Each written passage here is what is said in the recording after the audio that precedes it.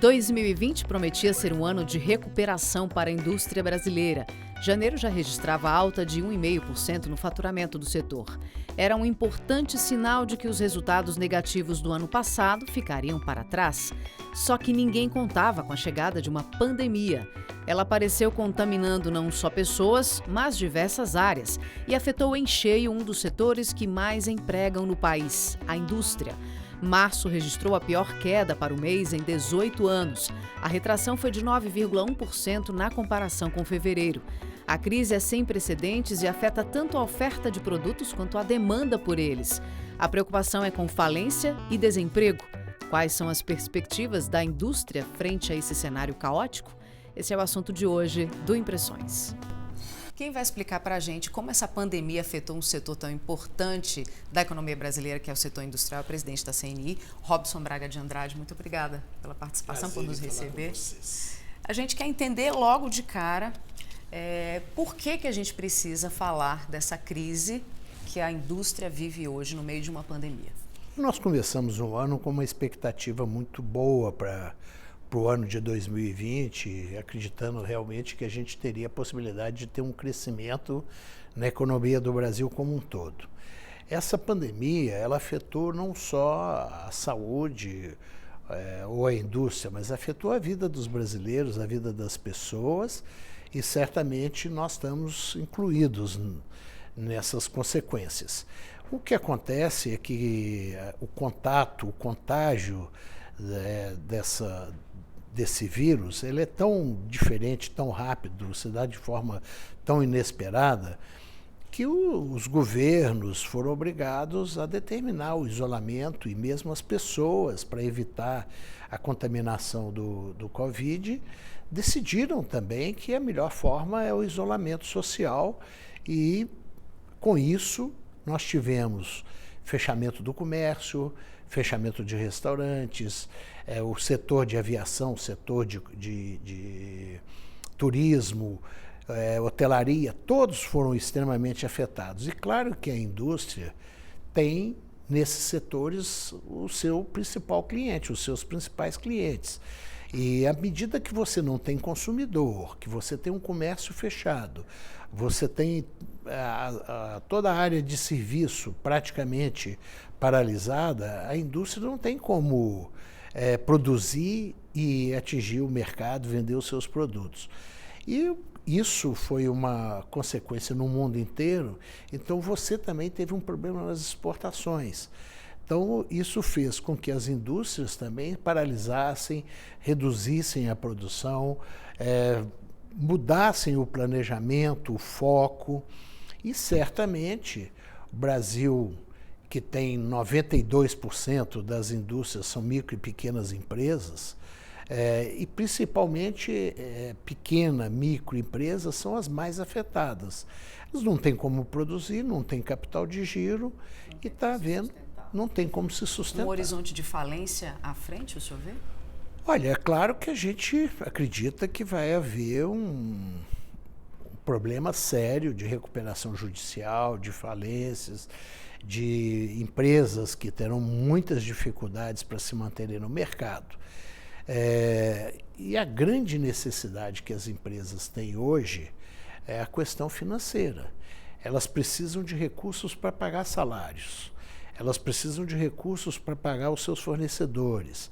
Então é uma cadeia que precisa de capital de giro e de financiamento. E numa visão de mercado, numa visão de negócio, num ambiente que nós estamos vivendo, os financiamentos também estão difíceis de serem tomados.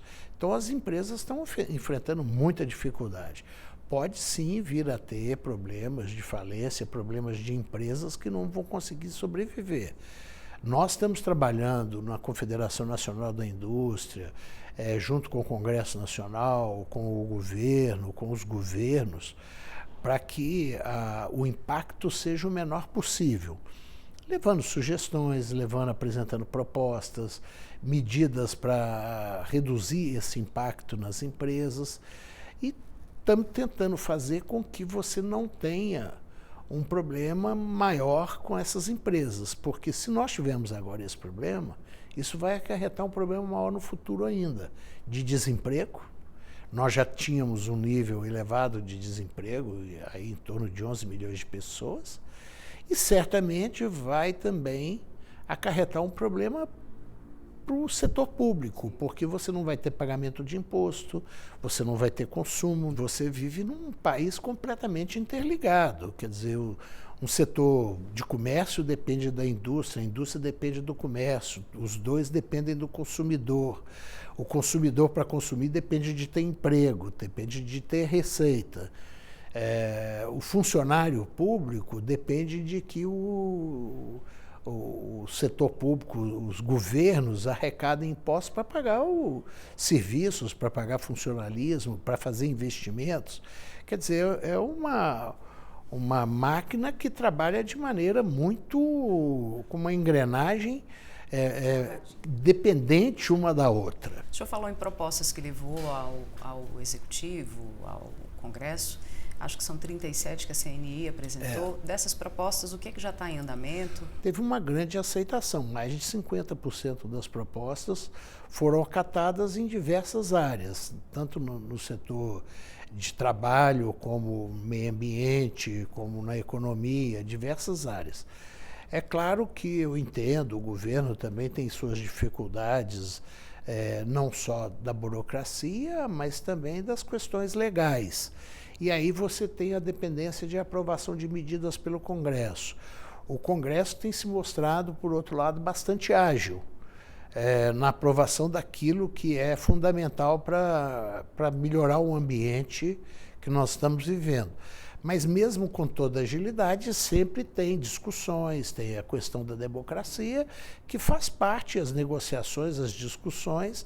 E os parlamentares também, cada um representa um determinado segmento, então tem uma visão segmentada da economia. Eu acho que grande parte das propostas importantes que foram aceitas, por exemplo, postergação do prazo de pagamento de impostos, foi uma medida fundamental. Agora nós estamos aí trabalhando e levando propostas para o governo, para o executivo e para os ministros com relação ao financiamento das empresas, porque o que falta hoje? É a empresa ter dinheiro para pagar salário. E as empresas estão com essa dificuldade já, né? Estão com dificuldade, estão com muita dificuldade de conseguir esses empréstimos, porque hoje você tem realmente uma dificuldade de analisar o crédito em função da capacidade da empresa de sobreviver e de inovar, de crescer. Então, o que nós estamos vendo que acontece no mundo e que o Brasil ainda não tem é um sistema garantidor de crédito eficiente, importante, onde você, nesse momento, garanta os financiamentos do sistema financeiro para as empresas para que elas possam sobreviver. O momento agora é de pensar no curto prazo. Nós não temos agora condições de pensar a longo prazo. E diante de tudo isso que o senhor está me falando, qual é o diagnóstico agora que o senhor faz do setor industrial no Brasil? Olha, o setor industrial está convivendo com diversas dificuldades, desde dessa dificuldade que eu te falei com relação ao crédito, mas também está convivendo com dificuldades com relação às encomendas. As encomendas caíram muito, caíram brutalmente. Os estoques também caíram muito, então, e tem estoques que são difíceis de você repor, até porque você, em algumas situações, depende de matéria-prima importada, e hoje também você tem dificuldade na importação de algumas matérias-primas, apesar de que a gente tem conversado, principalmente com o Ministério da Economia, na agilidade da liberação dessas importações. Você tem na indústria também o pagamento, o recebimento daquilo que já foi fornecido. Está havendo muita inadimplência, porque as empresas pararam, o comércio paralisou, então você está tendo muita inadimplência para receber os produtos que foram vendidos, então isso gera um outro tipo de insegurança. Então, essas são as principais dificuldades. É um cenário caótico. É um cenário caótico. A gente tem trabalhado muito com as indústrias, com o setor industrial, em algumas situações. Primeiro, buscando a manutenção dos empregos, mostrando que você na indústria precisa de profissionais bem preparados, tanto tecnicamente bem qualificados, mas também de profissionais que conhecem o processo da empresa, que conhecem a estrutura, que conhecem a cultura da empresa.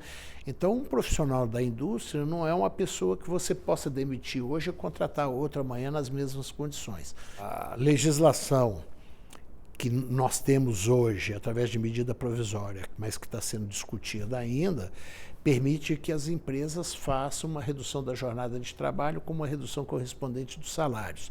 Isso tem ajudado muito, porque as empresas estão negociando com os trabalhadores, pelo menos você mantém o mínimo necessário de renda para o trabalhador, para a sobrevivência do trabalhador e da família. Em alguns casos, as empresas estão adotando até a suspensão temporária do trabalho, que também tem facilitado. Então, estão tomando certas providências. Mas isso não se sustenta por muito tempo. Não. Né? Essa é a questão que a gente tem conversado muito com os governos estaduais e com o governo federal. Eu não saberia te dizer hoje, eu acho que ninguém sabe te dizer, quando que vai ser possível o retorno da atividade econômica, da vida normal das pessoas, de acabar com o isolamento. Mas o que falta, que eu acho que precisa, é haver um planejamento desse retorno e das pessoas já saberem que esse planejamento vai ser implantado no momento que for possível. Por outro lado, você poderia começar a fazer esse retorno, no nosso modo de ver, em alguns estados, onde o impacto do Covid tem sido muito pequeno. Você tem estados como Mato Grosso do Sul, próprio Minas Gerais, tem tido resultados melhores do combate ao coronavírus. Então você poderia programar retorno. Tem cidades que você poderia estar programando esse retorno, porque são cidades que você não tem Número muito alto, esse número elevado de contaminação. Então vamos fazer o seguinte, a gente vai fazer um rápido intervalo, vamos falar mais desse planejamento para o retorno das atividades na economia depois do intervalo.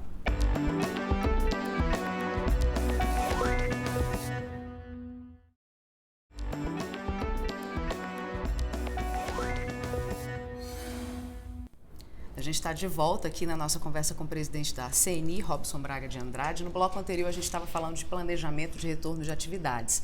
Recentemente, o senhor se encontrou com o ministro da Casa Civil, general Braga Neto, e vi que, pelas notícias que saíram, vocês discutiram exatamente isso. Em que pé que anda? Já existe um planejamento? O senhor falou no bloco anterior também que não sabe quando voltam as atividades. Mas esse planejamento em si já existe para esse retorno?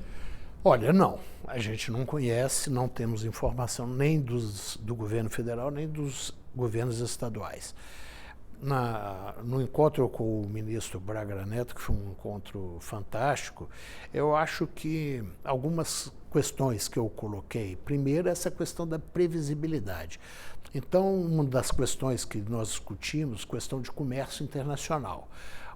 Em algumas áreas de governo ainda continua se falando em acordos comerciais internacionais. Não é hora disso. Eu acho que o mundo vai passar por uma revisão do mercado interno. O mundo vai ficar mais protecionista. Vão tentar proteger as suas economias, as suas indústrias, o seu mercado, os seus negócios. Então é preciso que você saiba o que vai fazer, mas você também não pode deixar sem planejar, porque se você não tem um planejamento, a indústria não se prepara. Mas se eu sei daqui a 1 ano, 2, 3 anos, aquilo vai acontecer, você já começa a se preparar. Dentro desse planejamento, é importante o diálogo com os governadores, por exemplo, para o retorno das atividades. Esse foi outro tema que eu tratei com o ministro Braga Neto, que nós temos indústria no Brasil inteiro e temos empresas industriais que estão implantadas em diversos estados do Brasil. O que acontece hoje é que você tem os governos tomando medidas muito diferentes umas das outras. Então, isso dificulta a gestão, dificulta o planejamento. O ideal seria que você tivesse como um menu de restaurante de medidas que são necessárias serem tomadas, e dentro daquele menu, cada governo, dependendo da sua necessidade, dependendo das suas condições, adotaria determinadas medidas. Isso já daria para todos os setores, para a indústria, para todos os outros, um tipo de informação de medidas que poderiam ser adotadas. É possível isso acontecer? Eu acho possível acontecer. Eu acho possível você fazer testes, falar assim, olha, eu não estou falando em fazer testes com risco, eu estou falando em fazer testes sem risco. Você fazer testes, por exemplo, em estados como eu citei, Mato Grosso do Sul, em cidades do interior. O interior tem muitas cidades importantes. O senhor tem notícia da receptividade dos governadores em relação a medidas como essa? Olha, nós temos mandado para todos os governadores o mesmo tipo de demanda que a gente entrega para o governo federal, nós entregamos para os governadores através dos presidentes de federação. Eu sei que muitos governadores têm recebido com bons olhos as propostas que estão sendo feitas. Mas eu acho que essa falta dessa coordenação também tem criado uma insegurança entre os próprios governadores. A nossa proposta, sempre considerando que o fator mais relevante, mais importante hoje é a proteção da vida das pessoas, da saúde, da vida das pessoas, das famílias, mas a nossa proposta é de planejar de maneira organizada esse retorno, por cidade, por setor que emprega mais, por exemplo, por micro e pequenas empresas. Então, você sabe que tem um cluster que fabrica calçados, tênis esportivos no interior de Minas Gerais. Vamos fazer um programa para esse setor poder voltar, e aí o Senai e o SESI têm um programa pronto de volta segura ao trabalho. Eu ia perguntar isso, como é essa volta segura, proteção ao trabalhador, que medidas você já tem planejado? Eu vou lhe dar o exemplo do que nós fizemos aqui na Confederação Nacional da Indústria. Nós temos aqui nesse prédio em torno de 900 pessoas trabalhando. A primeira coisa, nós dividimos em 2 turnos. Dividimos um turno que trabalha 4 horas aqui e trabalha 1h30 em home office. Esses 2 turnos não se encontram. Colocamos uma estrutura que mede a temperatura de todos os funcionários, toda hora que entra, toda hora que sai. Mas mede a temperatura, não é a temperatura para ver se está com febre, mede a temperatura do corpo, um aparelho que mede a temperatura total do corpo. Após isso, por exemplo, nós colocamos regras para elevador, regras para contato, regras para se alimentar. Então, nós colocamos uma série de regras, uso de máscaras e de contatos pessoais, quer dizer, nós colocamos todas essas regras. Controlado. E o funcionamento está perfeito, as pessoas estão elogiando, e o retorno que nós temos das pessoas que estão trabalhando é um retorno muito positivo. E nas empresas, nas indústrias, você pode fazer a mesma coisa, você pode fazer 2, 3, até 4 turnos. Você pode decidir quais os processos que você trabalha num turno, os processos que você trabalha no outro. Você pode reduzir o número de pessoas que vão estar trabalhando mais próximos. Você pode medir temperatura. Esse retorno planejado, ele é possível fazer por setor, por cidade, por estado e por empresa. Até porque eu ouvi recentemente até pessoas dos setores da indústria falando que a indústria está na UTI, né? Então é preciso se preocupar com essa saúde também. Essa é uma questão que eu falei com o ministro Braga Neto, é que nós temos que salvar as empresas agora, no momento onde elas estão doentes. Porque se nós deixarmos elas chegarem num estado terminal, não tem salvação. Então, você vai chegar com uma empresa num estado terminal, e aí você imagina o seguinte: quanto que o país, a sociedade, o país gastou para que essa empresa de estado terminal existisse? Em tecnologia, em formação dos trabalhadores, em diversas áreas, em educação, em saúde. Tudo isso é um estrago, né? E esse estrago você não recupera depois. Então, nós podemos ter um problema muito sério, que não será, espero, o Covid, mas nós podemos ter um problema talvez tão grave das pessoas até de convulsão social, porque hoje o governo está apoiando as pessoas com uma remuneração de R$600 por mês. São 3 meses. E após os 3 meses? Essas pessoas vão estar trabalhando? E se não estiverem trabalhando? O governo vai estender isso por mais 3 meses, por 1 mês, por 6 meses? Quer dizer, e essa pessoa, né, que está recebendo hoje R$600, hoje, se ela não receber daqui a 3 meses, ela vai viver de quê? Não é? Se ela perder o emprego. E como que o governo vai receber seus impostos? Presidente, a nossa entrevista está quase acabando, a gente não pode deixar de falar no assunto importante. Isso é uma pesquisa de percepção de consumo, isso afeta diretamente o funcionamento da indústria. Eu queria que o senhor trouxesse os resultados aqui em primeira mão para a gente e o que eles significam para esse setor. Essa pesquisa é uma pesquisa inédita, que nós decidimos fazer exatamente para entender e tentar planejar o futuro próximo. E o que nós percebemos, alguns dados que está havendo uma mudança de comportamento e mudança de cultura das pessoas no Brasil. Por exemplo, as pessoas não estão pensando mais em viagens de longo prazo, em viagens de férias, elas estão pensando no curto prazo. Elas perceberam a falta que faz delas não terem tido a preocupação com a formação de uma poupança para eventualidades como essa que nós estamos vivendo. Perceberam também que determinados hábitos de consumo devem ser mudados. Então, elas têm vontade de voltar para o consumo, mas uma vontade muito menor do que tinham antes.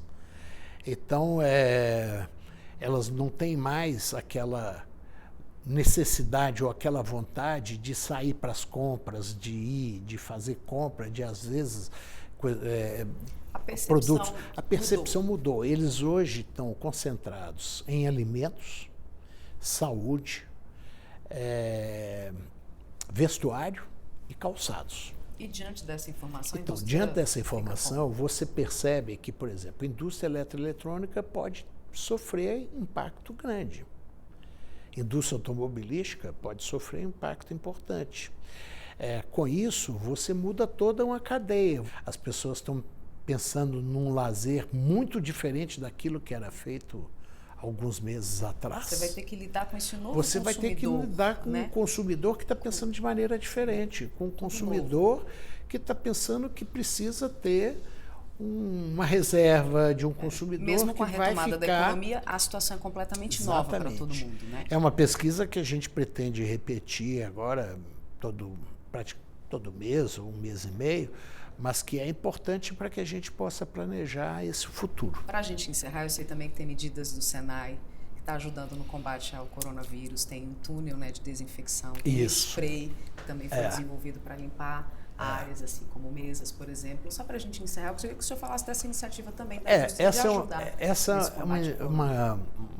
São iniciativas que dão muito orgulho para nós. O Senai já investiu hoje mais de 60 milhões de reais, se não me engano, 63 milhões de reais, em diversas áreas.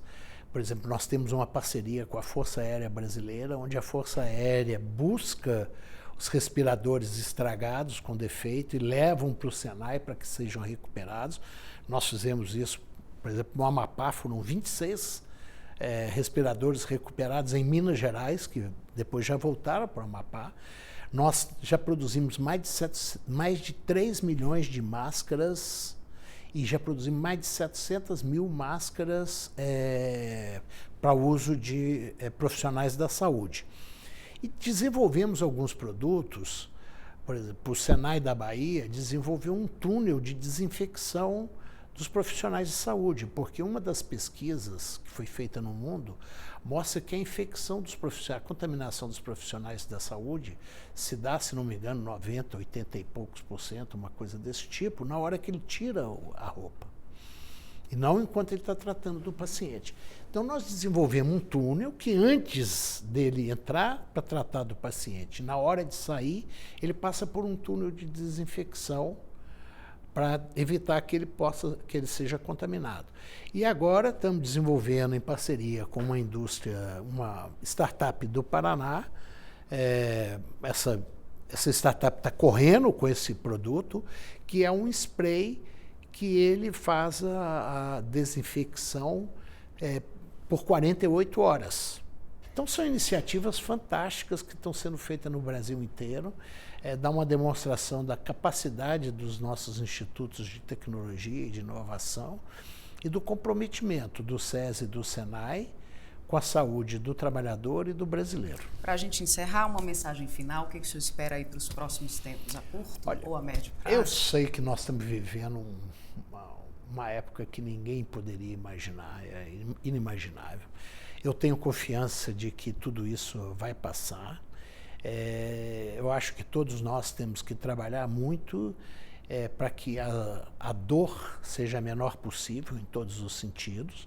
Acho importantíssimo que os governos, tanto o governo central como os governos estaduais, municipais, o Congresso Nacional, eles estejam unidos e que estejam planejando juntos essa retomada do Brasil, porque o Brasil precisa estar unido, precisa estar junto para que a gente saia dessa crise, não mais forte, mas que pelo menos no futuro a gente saiba que vamos estar mais fortes. Tá certo. Obrigada pela sua entrevista. Obrigado a você. Muito obrigada. E até a próxima com notícias melhores, né?